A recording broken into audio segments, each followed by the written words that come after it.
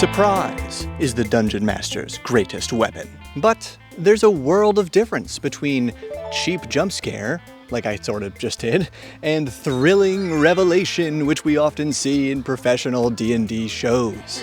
You are a sick son of a Gonna kill that dog. Oh my God! The good news, however, you don't have to master all the theatrical skills of those famous game masters in order to wield surprise effectively. Quite the opposite. So sure, we'll talk about this one easy trick from Brennan Lee Mulligan and a few other tools to achieve the same effect, but you already know why it works. The most memorable surprises are always the ones that were right under your nose.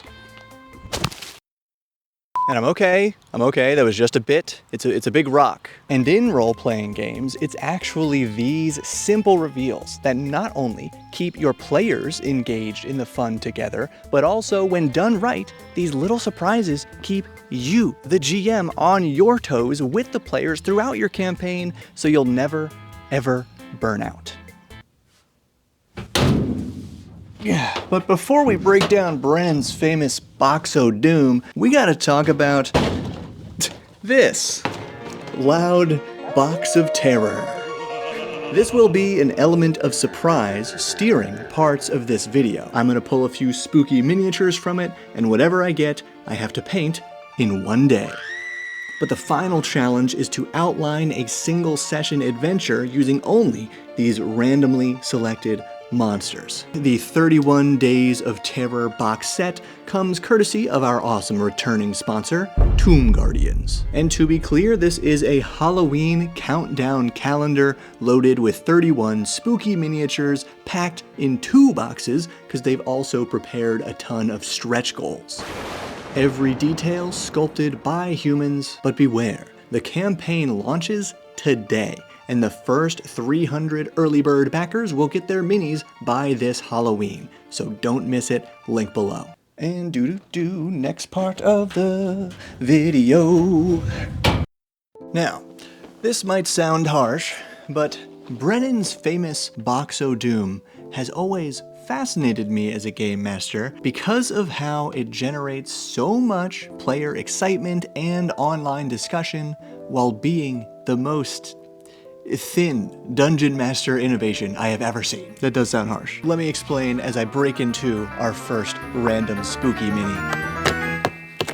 Okay, wait, what? Like a Wendigo with the moose skull, but also a bear? A gutted bear with fire and leaves in its belly? Oh, and leaves on its back? Cool. Sculpted by Jason. Where were we? The Box of Doom, for those who don't know, is a skull-shaped dice tower / roll tray that Brennan reserves for particularly consequential dice rolls during the game. It even has a camera inside so we, the viewer, can watch the roll in real time.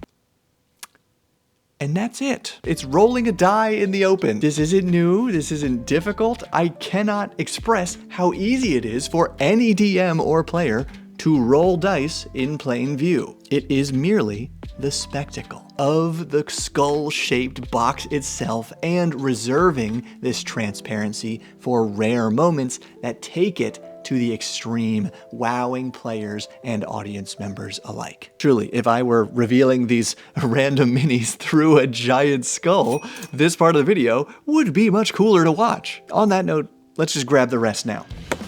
A ghoul or a ghast? I forget the difference between them visually. That tongue though, bleh. Classic monster. Good to have this one in the collection. A surprise indeed. These pumpkins are not what they seem. More than meets the eye, you might say. Toothy maws, if you will. Yikes. I'm really destroying this thing as we go. A swarm of spiders, universal, possibly very tough to paint this guy with all these deep and tiny crevices, but we will see. 2 more, here we go.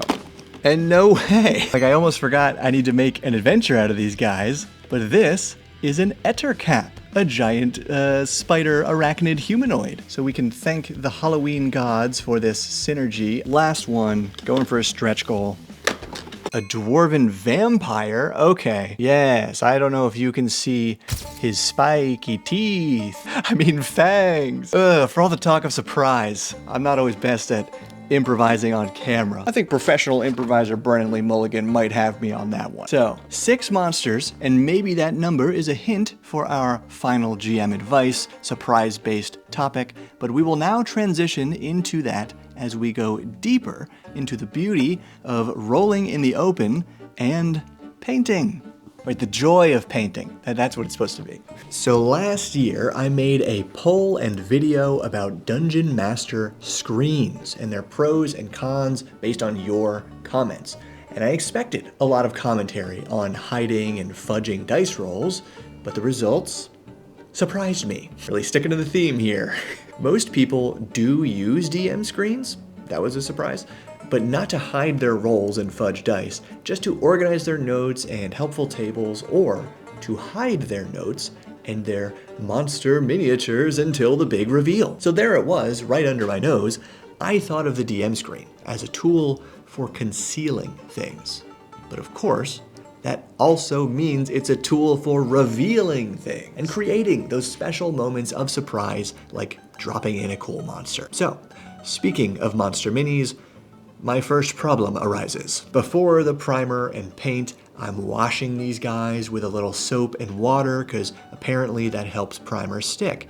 But with all these little crevices on the spiders and pumpkins and doing this prep all in one day, I'm not sure they'll fully dry in time, even after blasting them with a hairdryer, burning my fingers off. Luckily, my regular black spray paint that I use as a primer seems to go on pretty well. And after blasting the minis again with the hairdryer, they're already looking pretty cool. So last step here, I tried to spray a thin mist of white primer from above, a technique called zenithal priming to create an illusion of light and shadow. Definitely got a little splotchy on the pumpkins and created a really stark contrast on this Ettercap thanks to its severe hunched gamer posture. But you know, happy accidents. So here's my last point about open versus hidden rolls and Brennan's Box of Doom. Then we get into the adventure outline and anti-burnout. Tell me in the comments, have you or your GM